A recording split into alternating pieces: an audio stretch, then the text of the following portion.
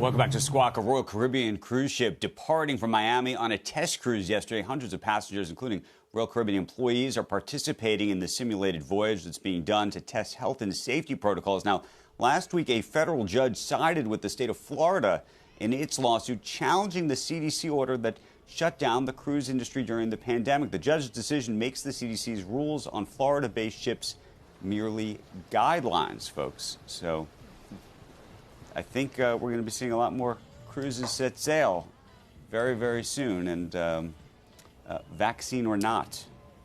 Yeah, looks like it. Well, it's getting tougher maybe to fly, though. American Airlines said it canceled hundreds of flights over the weekend because of staffing shortages, maintenance, and other issues. It canceled 180 flights yesterday, or about 6% of its mainline schedule, and 4% on Saturday.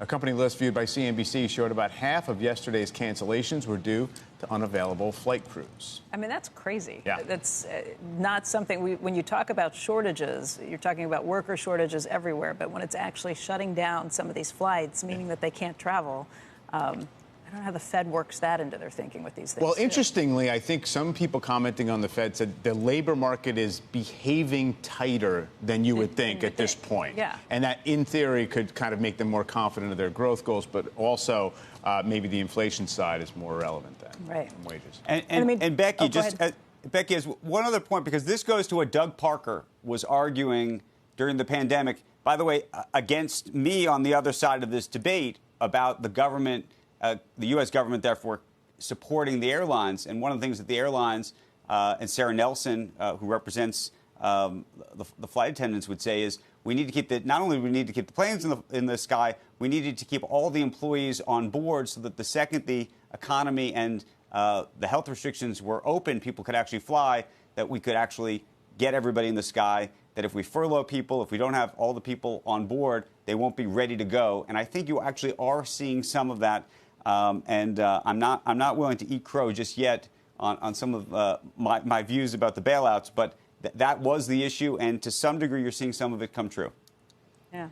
Well, we'll have to continue to watch. Is it just American, or is this affecting all of the airlines at this point, or were others able to do things that kept people around? I mean, I think that's part of the question, too. I haven't heard this at other airlines yet, not to mean that it won't happen, but that would be some of it's a scheduling issue. Potentially overscheduling or effectively overcommitting, if you will, right? Relative to staffing.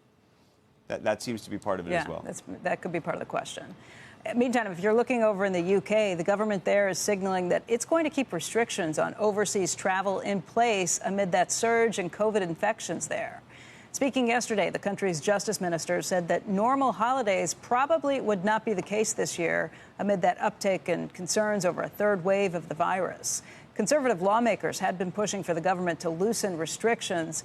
With this extension, we have seen many of the shares there in the travel and leisure industry dropping today. Pressure on the airline stocks there, lots of the others. But the question becomes, if this is the case, if this is a bigger problem, if this is a variant that is more easily spread by younger people, too, what happens if that comes here? And I know that's something Scott Gottlieb's going to talk about with us a little bit this morning.